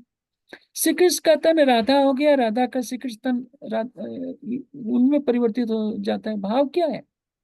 मूलतः चेतना के धरातल पर कोई अंतर नहीं है। अंतर क्या है? ये बाह्य आकृति में। आकृति कहाँ से प्रकट होती है? हमारी भावनाओं से प्रकट होती है। लीला को समझाने के लिए ये शोभा श्रृंगार का वर्णन किया गया है। जैसे मैंने अभी आपको बताया कि हिमालय को देखेंगे तो क्या लगेगा? आप सामान्य व्यक्ति सोच भी नहीं सकता कि एक सुई की नोक के करोड़वें अरबवें भाग से भी सूक्ष्म प्रकृति से ये हिमालय पर्वत बना है कहा जाएगा तो कोई मानेगा? कहेगा कि नहीं, सब ढोंग है, झूठ है। लेकिन जब प्रलय होगा तो हिमालय सूर्य चंद्रमा कहाँ चले जाएंगे? अव्यक्त प्रकृति में सब समाहित हो जाएंगे। इसलिए भी उपनिषद ने क्या कहा? अड़ो अड़ियान महतो मयान आत्मा जंतु नीतम को। वो गुहा क्या है इसकी व्याख्या मैं नहीं कर पाऊंगा, क्योंकि अभी मेरे पास समय नहीं है, समय स्वीकृति नहीं देता है। मैं वही बात कहना चाह रहा हूँ कि सुंदर साथ परम धाम की लीलाओं को जैसा वाणी में वर्णन किया गया है वो स्थूल वर्णन किया गया है हमारी मानवीय बुद्धि को समझने के लिए। परिक्रमा ग्रंथ की टीका में इस तथ्य को खोलकर समझाने का राज्य की कृपा से मैंने थोड़ा बहुत प्रयास किया है। तो सुंदर साथ जैसे आभूषणों में पहुंच गया है, राज्य की हाथ में इतनी अंगूठी है, गले में इतने हार हैं, इसके पीछे विवाद खड़े हो जाते हैं। मैं सुंदर साथ से विनम्र आग्रह करूंगा कि परम धाम क्या है? अक्षरातीत के हृदय का व्यक्त स्वरूप है। जिस तरह से काल माया के ब्रह्मांड में अनंत सृष्टि की रचना एक सूक्ष्मतम कण से हुई है, विस्फोट से, जिसमें ब्रह्म का संकल्प जो प्रकट होता है उसी को विस्फोट विज्ञान की भाषा में कहा गया है, उसी को बिग बैंग थ्योरी का नाम दिया गया है। उसी तरह से अक्षरातीत का हृदय, जब हम एक सामान्य जीव के हृदय को सूक्ष्मदर्शी से भी नहीं देख पाते हैं, संसार के सबसे शक्तिशाली सूक्ष्मदर्शी भी उसको देखने में असमर्थ है, तो राज्य का एक हृदय अनंत रूपों में दिख जा रहा है, अनंत परम धाम के रूप में दिख रहा है। उस परम धाम के अंदर एक मूल मिलावे में एक के रूप में एक छोटी सी हवेली है जिसमें राज्य श्यामा जी का स्वरूप सिंहासन पर बैठा है। तो हम समझ लेते हैं कि राज्य श्यामा जी बस यही है। यही तो हमारी भूल है। पूरा परम धाम ही राज्य है और पूरा अनंत परम धाम राज्य के हृदय से प्रकट हुआ है। हम जैसा हृदय में भाव लेते हैं वैसा ही सब कुछ होता जाता है। मैं सबसे आग्रह करूंगा कि दार्शनिक तथ्यों पर वाणी के सत्य को परखने का प्रयास करें और दूसरों को हम बताने का प्रयास करें। यदि हम जड़ता की स्थिति में आ जाएंगे तो परिणाम क्या होगा कि दूसरों की आस्था पर प्रहार होगा। हाँ, हम सुंदर साथ आपस में जितना समझते हैं, हम अपने आत्मिक सुख के लिए राज्य के एक एक अंगों की शोभा में अवश्य जाएं, हमारा नैतिक अधिकार है। हम अपने मनोभावों के अनुसार राज्य श्यामा जी को श्रृंगारित करें, श्रृंगार कराएं, अपने हृदय में श्रृंगार कराएं। सार्वजनिक रूप से सार्वजनिक मंचों पर जो स्थूल लीला के रूप में जो चीजें वाणी में दर्शाई गई है, वो केवल हमारे मन को बांधने के लिए है। वो तो शब्दातीत लीला है। उस शब्दातीत लीला को किसी भी तरह से वर्णित नहीं किया जा सकता। इसलिए पहले ही श्री जी ने कह दिया, अर्श बका वर्णन किया, ले मसाला इतका। यहाँ के दृष्टांतों से अनंत परम धाम की लीला की, जैसे अनंत गंगा के जल को एक छोटी सी शीशी में भर दिया जाए और कहा जाए कि ये गंगा है, उसी तरह से मैंने परम धाम की शब्दातीत लीला को भरने का प्रयास किया है। तो राज्य की शोभा श्रृंगार के माध्यम से हमें ये नहीं समझना चाहिए कि राज्य पुरुष हैं और श्यामा जी स्त्री हैं। स्त्री पुरुष का भाव जब समाप्त हो जाएगा, तब हम त्रिगुणातीत अवस्था में प्रवेश करते हैं। इस संसार में नाम रूप में जो भी दिख जा रहा है, वो प्रकृति का स्वरूप है। जो हमारे जीव का स्वरूप है, उससे भी सूक्ष्म है आत्मा का स्वरूप, उससे भी सूक्ष्म है परात्म का स्वरूप। कहनी लीला अक्षरातीत की जो परात्म के पार। इसलिए लौकिक शोभा में, लौकिक दिनचर्या में, लौकिक क्रियाओं के माध्यम से हमें केवल बाधा बढ़ गया है। हम राज्य को सीमाबद्ध न करें, तो मैं समझता हूँ ज्यादा उचित होगा। युवा वर्ग से निवेदन है, क्योंकि युवाओं का दिवस आने वाला है, तो मैं सब सुंदर साथ से आग्रह करूंगा। अभी हमारे प्रवीण जी ने कितना मनोहर एक उद्बोधन किया समाज के लिए।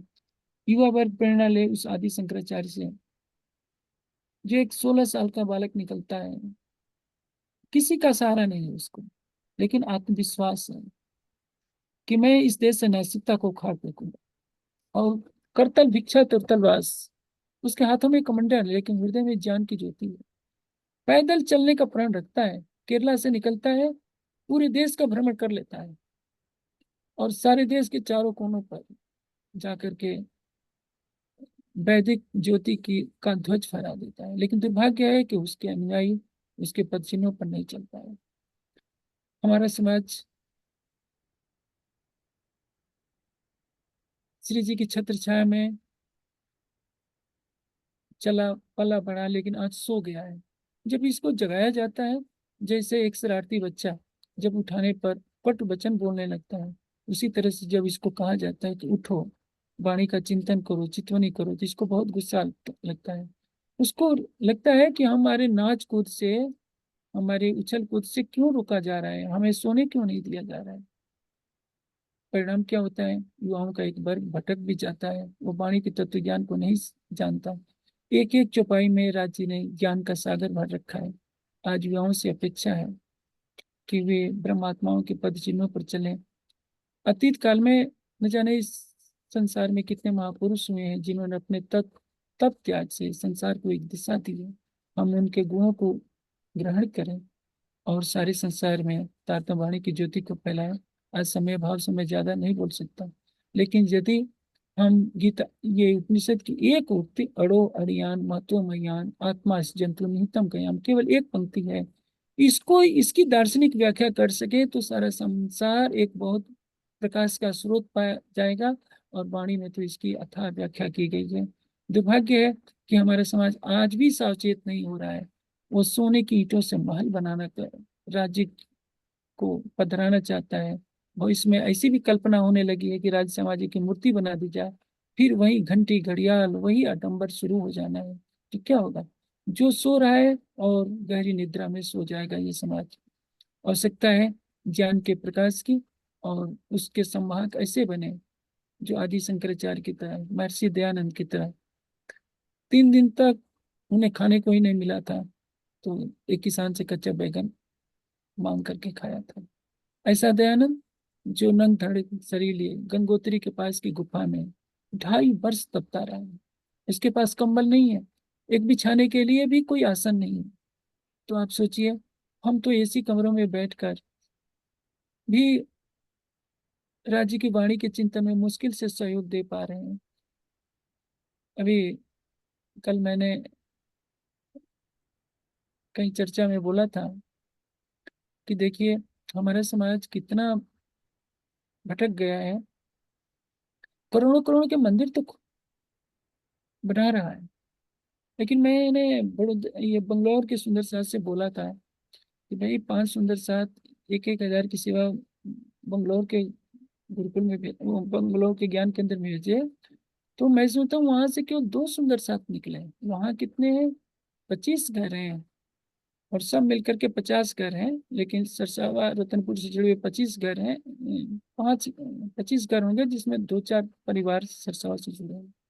मुझे आश्चर्य हुआ कि सबका वेतन 3-3 लाख है। लेकिन उस बर्तन धोने वाले को तो 2,000 दे देंगे, लेकिन 1,000 रुपया देने के लिए भी सुंदर सा वो बोझ पड़ रहा है। तो आप सोचिए कितना हमारा समाज पीछे है। हमें ज्ञान की गरिमा का पता नहीं है।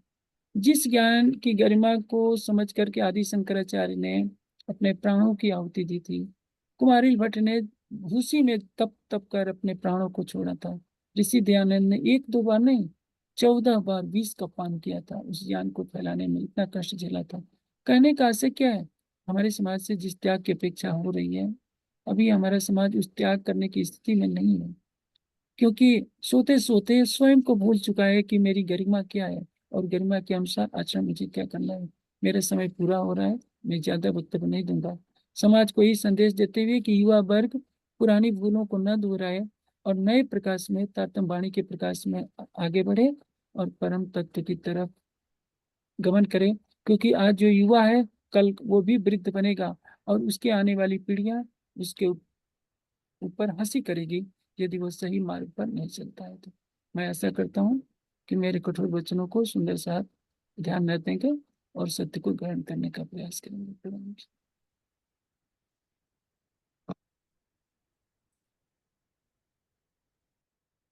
प्रणाम जी। स्वामी जी ने कितना सुंदर कहा सुंदर साथ जी। राज्य सब प्रकार की परिधियों से परे और चेतना स्त्री पुरुष की परिभाषाओं से परे। लीला को समझाने के लिए श्रृंगार का वर्णन जरूर किया गया, मानवीय बुद्धि को समझाने के लिए।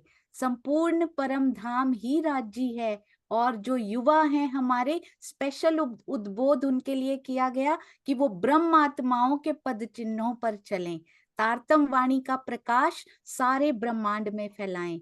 आइए सुंदर साथ जी, अब हम चलते हैं श्री प्राणनाथ ज्ञानपीठ के आचार्य अशोक जी द्वारा, जो कि जागनी कार्यों में संलग्न हैं, युवाओं के बारे में अपने विचार उनको उद्बोधन करने के लिए रखेंगे। प्रणाम जी अशोक जी, आपके चरणों में प्रणाम जी।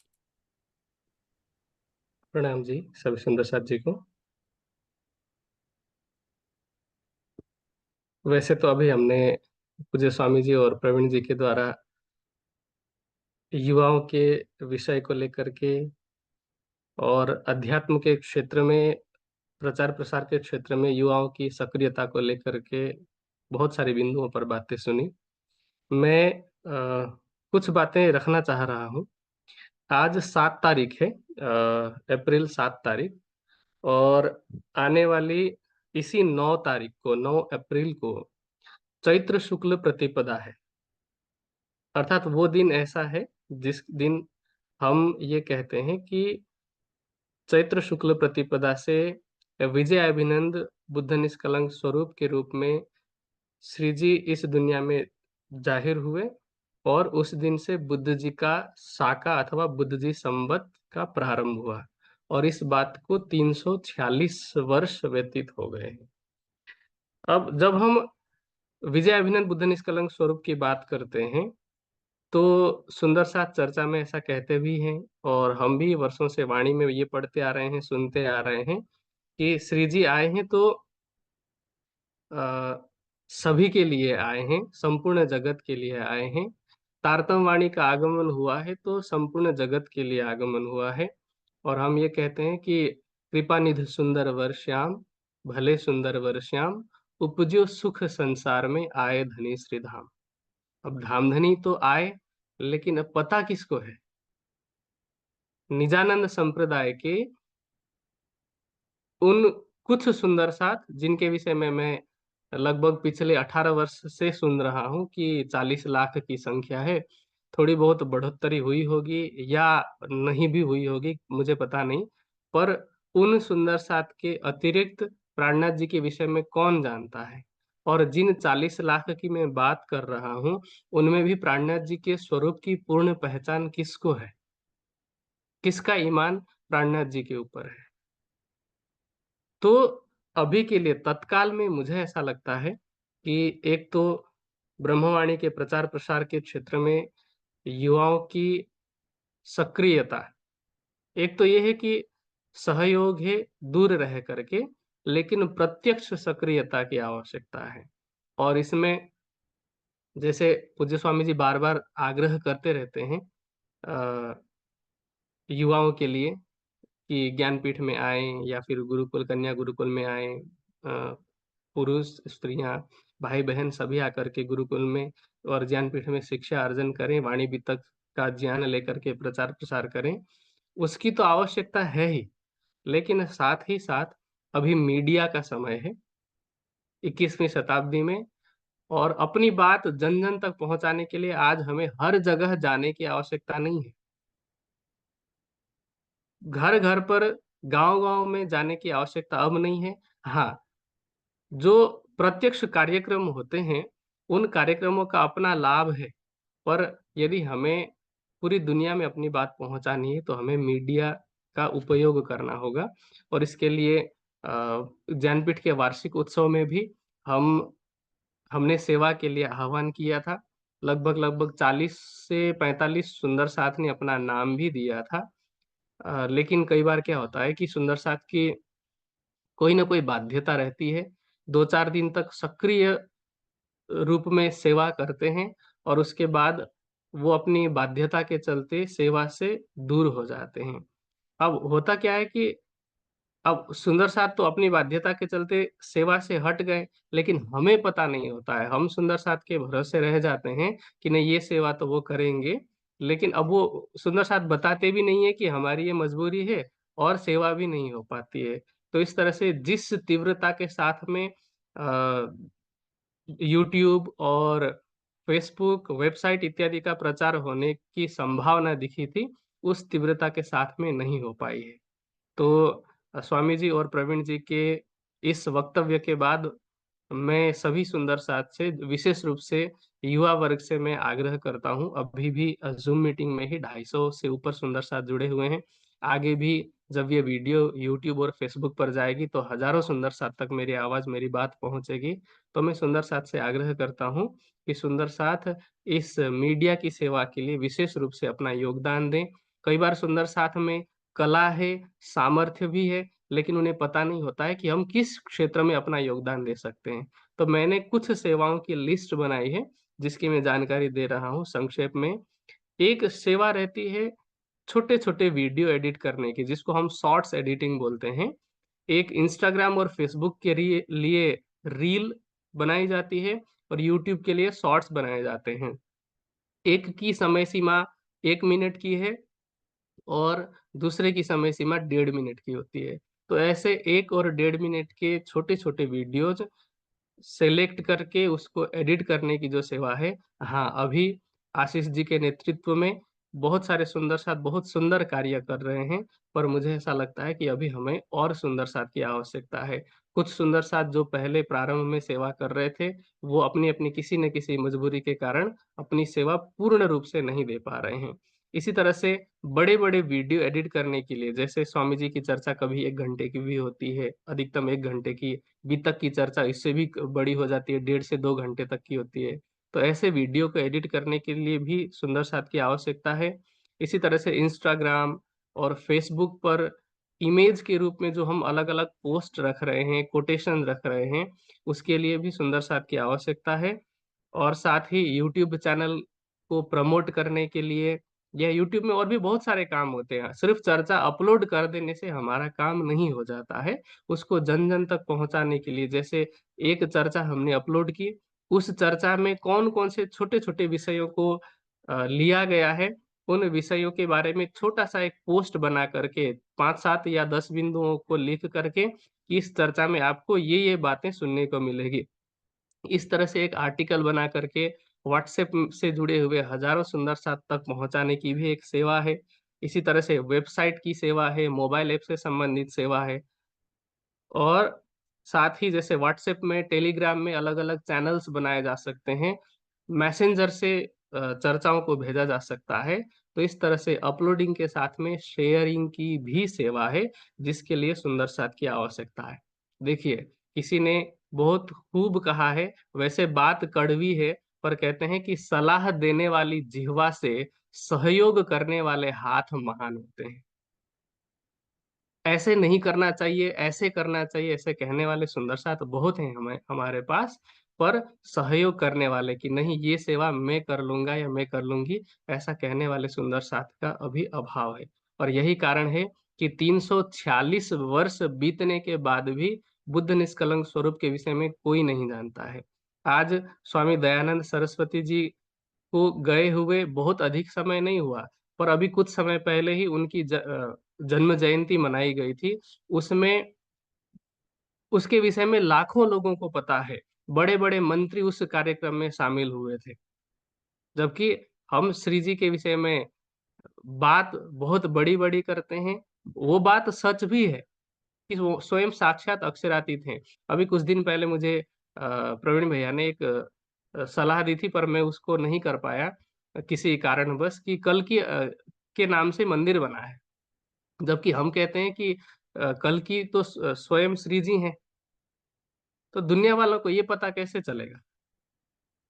इसके लिए हमें अपने ज्ञान को जन-जन तक पहुँचाने की आवश्यकता है, और उस आवश्यकता को पूरा करने के लिए विशेष रूप से युवाओं को आगे आने की आवश्यकता है। और साथ ही मैं एक और सुंदर साथ को सुखद जानकारी देना चाहूँगा इस आह्वान के साथ ही, कि श्री प्राणनाथ ज्ञानपीठ की तरफ से एक एसपीजेआईएन का ई-कैलेंडर हमने प्रारंभ किया है। ई-कैलेंडर में होता क्या है, मैं आपको थोड़ा-सा स्क्रीन शेयर करके दिखा रहा हूँ। ये गूगल से जुड़ा हुआ है। देखिए, मैं आपको कैलेंडर शेयर कर रहा हूँ। आज 7 तारीख, ये देखिए आप 7 तारीख में मेरा माउस देख पा रहे हैं, सोनिया दीदी? ठीक है।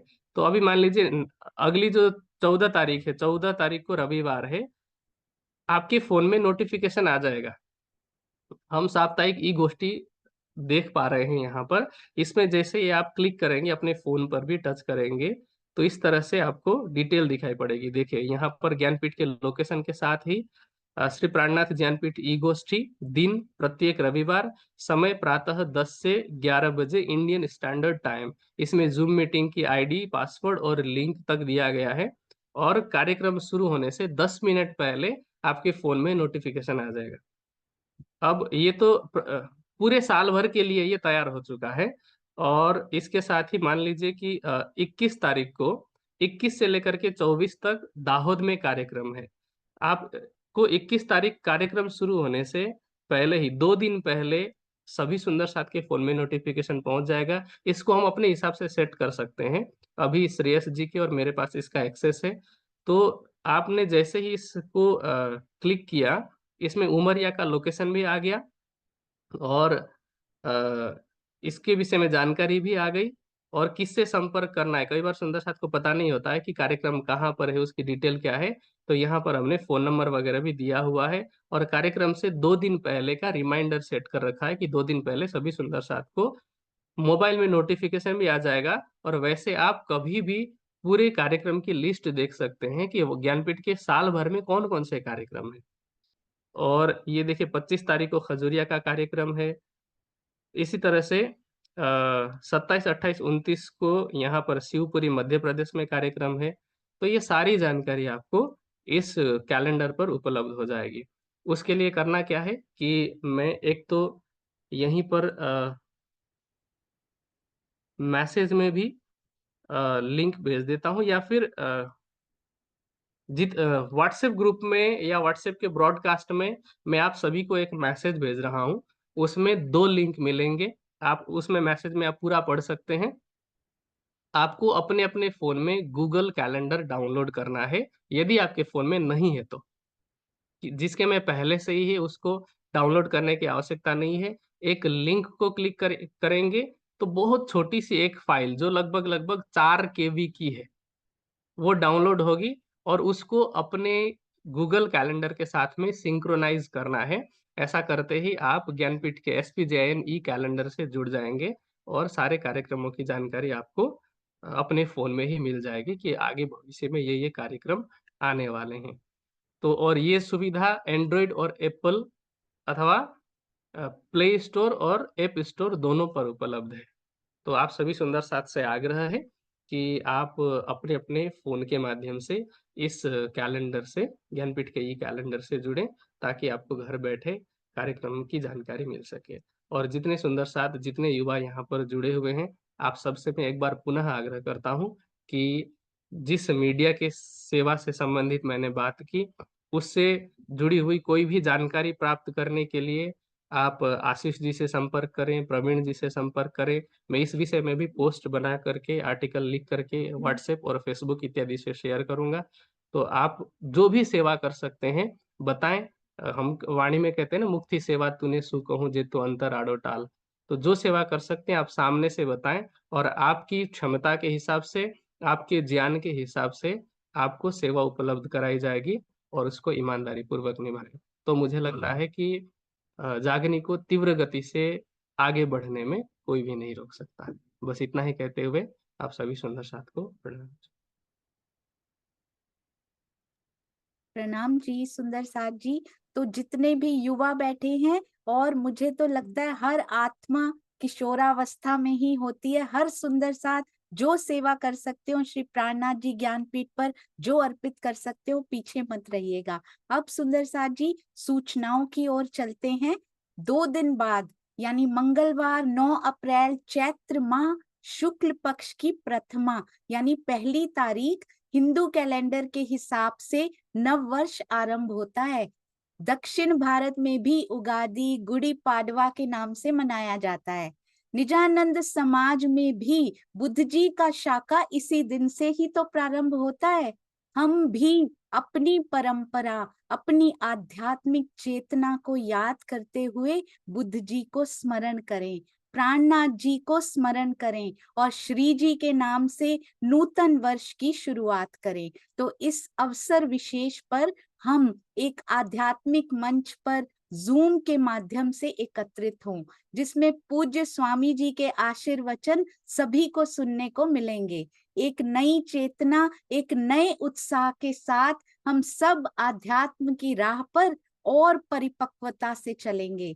मंगलवार रात्रि 8 से 9 बजे सभी समय से जुड़े, कार्यक्रम ठीक 8 बजे शुरू हो जाएगा। आप सबसे आग्रह, स्वयं भी जुड़ें, औरों को भी जोड़ें, लिंक जरूर सब तक पहुंचाएं। जल्दी ही कार्यक्रम का पोस्ट आप तक पहुंच जाएगा सुंदर साथ जी। आइए अब चलते हैं और सूचनाओं की ओर।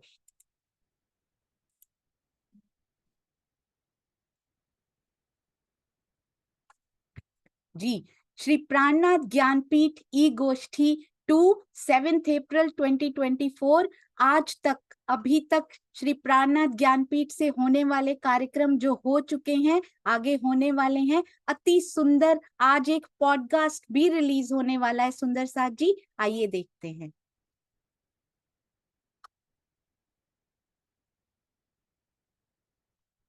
अति महत्वपूर्ण सूचनाएं, बहुत ध्यान से सुनिएगा सुंदर साथ जी। शरीर एक मंदिर है।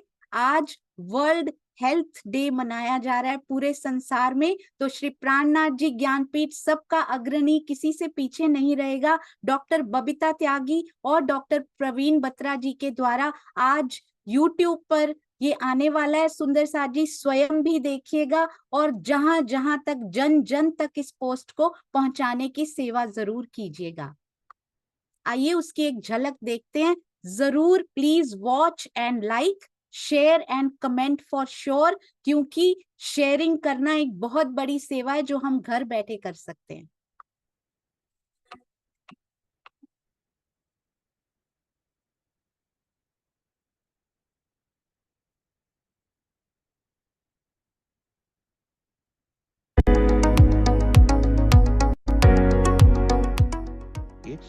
कि ये जो शरीर है ये हमारे लिए बहुत जरूरी है, इसीलिए हम कहते हैं शरीर एक मंदिर है, body is like a temple and you have to take care of that. आपको उसको पूरी तरह से संभाल करना ही होगा।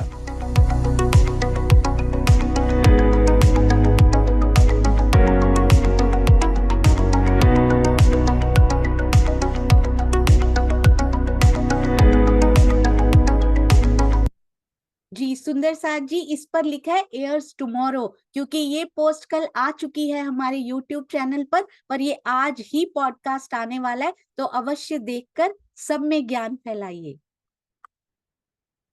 श्री निजानंद जागनी अभियान के द्वारा तिलोत्तमा नेपाल में अति सुंदर कार्यक्रम 31 मार्च से 4 अप्रैल तक आयोजित किया गया। 5 दिवसीय ब्रह्म ज्ञान महायज्ञ के कुछ छाया चित्र आप देख पा रहे हैं। इस कार्यक्रम का आयोजन स्थानीय सुंदर साथ जमुना बसनेत जी ने किया, जिसमें श्री प्राणनाथ ज्ञानपीठ के आचार्य अशोक जी, धर्म प्रचारक प्रेमानंद जी, घनश्याम जी व चंद्र जी ने धर्म प्रेमी जनता को निजानंद के सिद्धांत से अवगत कराया।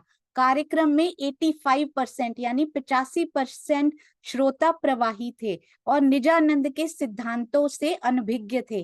धामधनी की कृपा से सभी श्रोताओं पर सकारात्मक प्रभाव पड़ा है और वाणी सुनने की इच्छा से प्रचारकों की विदाई हुई। धामधनी श्री प्राणनाथ जी से प्रार्थना कि सभी की आध्यात्मिक यात्रा को सफल बनाएं। SPJIN कैलेंडर अनाउंसमेंट्स जो अभी अभी अशोक जी ने हमें बताई, अपकमिंग इवेंट्स यानी भविष्य में होने वाले कार्यक्रमों की पूरी सूचना इसके माध्यम से हमें मिल जाया करेगी। तो आज ही जो लिंक आपके साथ शेयर किया जाएगा, जरूर उसको क्लिक करके आप ये सारी सूचना अपने कैलेंडर में उसको समा सकते हैं और आज से कभी भूलेंगे नहीं कि कहाँ कहाँ कार्यक्रम होने वाले हैं। फोन नंबर सहित ये मैंने एक स्क्रीनशॉट लेकर रखा है। वीकली ई गोष्ठी जो अभी हो रही है उसका zoom meeting ID, zoom meeting passcode, meeting का लिंक, सारी सूचना समय दिन के साथ सारी डिटेल्स के साथ आपको इसी प्रकार से हर कार्यक्रम की सूचना मिल जाया करेगी। श्री प्राणनाथ ज्ञानपीठ को इसके लिए बहुत बहुत बधाई। हमारे सोशल मीडिया अकाउंट्स के बारे में तो आप जानते ही हैं सुंदर साथ जी। कुछ सुंदर साथ ऐसे हैं जो YouTube पर रोज भ्रमण करने आया करते हैं, वीडियो देखकर चले जाया करते हैं, पर सब्सक्राइब अभी तक नहीं किया। तो सुंदर साथ जी, शेयर करना, सब्सक्राइब करना भी एक बहुत बड़ी सेवा है, आज ही कीजिए। 40 लाख सुंदर साथ हमारे पास हैं, अभी 30,000 सब्सक्रिप्शन हुए हैं, बहुत जल्दी 40 लाख तक वो संख्या पहुंचानी है। तो spjin.org की वेबसाइट, यूट्यूब का अकाउंट, फेसबुक में 2 अकाउंट, आज ही यदि नहीं किया तो लाइक, सब्सक्राइब और शेयर जरूर कर दीजिएगा सुंदर साथ जी। जी, तो सब्सक्राइब किस प्रकार किया जाता है? SPJIN यूट्यूब पर जाकर ढूंढिए और यहाँ पर एक बटन आपको मिलेगा, सब्सक्राइब बटन, उस पर क्लिक कीजिए और बस एक क्लिक से आप सब्सक्राइब्ड हो जाएंगे। और हमारे 2 चैनल और सुंदर साथ जी, यदि आपका वाणी गायन सुनने का बहुत दिल करता है पूरे दिन, तो श्री मुखवाणी गायन यदि सुनना है, SPJIN म्यूजिक एक ऐसा चैनल है जिस पर मधुर वाणी गायन अपलोड किए जाते हैं। और इसी प्रकार से यदि नेपाली में आपका बीतक साहिब चर्चा या फिर श्री मुखवाणी चर्चा सुनने का मन है, तो आप अपनी भाषा में नेपाली में भी SPJIN नेपाल के नाम से कार्यक्रम होते रहते हैं। इसमें इस चैनल को भी जरूर सब्सक्राइब कीजिएगा। बिल्कुल उसी प्रकार सब्सक्राइब का बटन मिलेगा, उस पे आपको क्लिक करना है। ये देखिए, ये सब्सक्राइब्ड है और ये अभी सब्सक्राइब होना बाकी है, तो उसका कलर भी चेंज हो जाता है सुंदर साथ जी। ब्रह्म ज्ञान ही अमृत है, प्रेम ही जीवन है, प्रेम ही फैलाएं। आप सबके चरणों में कोटि कोटि प्रेम प्रणाम जी। आइए सुंदर साथ जी, अब गोष्ठी को समापन की ओर ले जाते हुए मैं रंजीत जी से विनती करूंगी कि वो पिया जी की अर्जी अपनी मधुर वाणी में गुनगुनाएं। प्रणाम जी।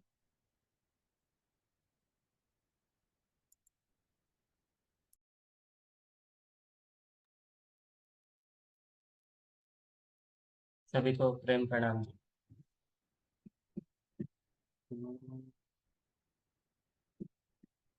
बोले श्री प्राणनाथ प्यारे की जय, सद्गुरु महाराज की जय।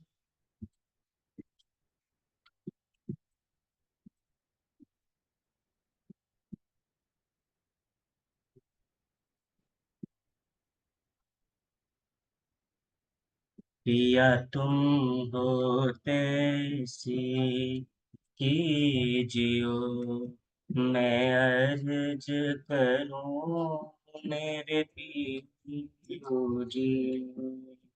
हम जैसी तुम जिन करो, मेरा तलप तलप जाए जी जी। जीव रातो जीवे नहीं क्यों, मीटे दिल की प्यास जी। तुम बिना मैं किन सो कहूँ, पिया तुम हो मेरी आस जी। आस पिरानी तो करूं पिया, आड़ी भई अंतराय जी। सब विध वाला जी समरथ, दिन रैन जात रोए रोए जी। जन्म अंधी जो मैं हुती, सो क्यों देखूनी की कर जी। जब तुम आप दिखाओगे, पिया देखूंगी नैन नजर जी। ए पुकार पिया मेरी सुन के, अब ढील करो तुम जीन जी। पल पल खबर जो लीजियो, मैं अर्ज करूं दुल्हीन जी। एति अर्ज में तो करूं पिया, आड़ी भई अंतराय जी। सो अंतराय आड़ी टाल के, दुल्हा लीजे कंठ लगाए जी। कंठ लगाइए कंठ सो पिया, कीजे हंस विलास जी। वारणे जाए श्री इंद्रावती, पिया राखों चरणों के पास जी। तुम दुल्हा में दुल्हनी पिया, और न जानो बात जी। इश्क सो सेवा करूं पिया, सब अंगों साक्षात जी। सदा सुखदाता धाम धनी में, कह कहूँ किन सो बात जी। श्री महामती युगल स्वरूप पर, वारी अंगना बलि बलि जात जी। वारी अंगना बली बली जात जी। वारी अंगना बली बली जात जी। बोलिए श्री प्राणनाथ प्यारे की जय। राम जी। प्रणाम जी सुंदर साथ जी। हमारे संगीताचार्य श्री प्राणनाथ ज्ञानपीठ के संगीताचार्य रंजीत जी के चरणों में कोटि कोटि प्रणाम जी। अति मधुर अति मीठा अर्जी गायन आपके मुखारबिंद से सुनकर हम सब धन्य हुए। प्रणाम जी सुंदर साथ जी। मुझे आशा ही नहीं बल्कि पूरा विश्वास है कि हम सब सुंदर साथ जी को डॉक्टर प्रवीण जी के, हमारे पूज्य स्वामी जी के प्रबुद्ध वचनों से अवश्य कुछ ना कुछ जीवन में रहनी में उतारने के लिए मिला होगा। श्री प्राणनाथ ज्ञानपीठ कामना करता है हर सुंदर साथ के हृदय में सत्य ज्ञान का प्रकाश हो, और धाम धनी से भी प्रार्थना करता है कि हर सुंदर साथ के हृदय में प्रेम की धारा बहे, सब जुड़ें, सब मिलजुल कर सत्य के उस मार्ग पर चलें जो ब्रह्मवाणी हमें दिखाती है, जो परम हंस हमें दिखाते हैं। हमारी यही आशा, यही संकल्प है। आप सभी को प्रणाम। अगले रविवार फिर इस समय हम मिलेंगे। उसके पहले मंगलवार 8 से 9 बजे बुद्ध जी की शाखा जरूर मनाएंगे इकट्ठे होकर। आप सभी से निवेदन कि इस लिंक को अधिक से अधिक सुंदर साथ जी से शेयर करें। आप भी स्वयं भी समय से जुड़ें और इस कार्यक्रम को सफल बनाएं। प्रेम प्रणाम जी।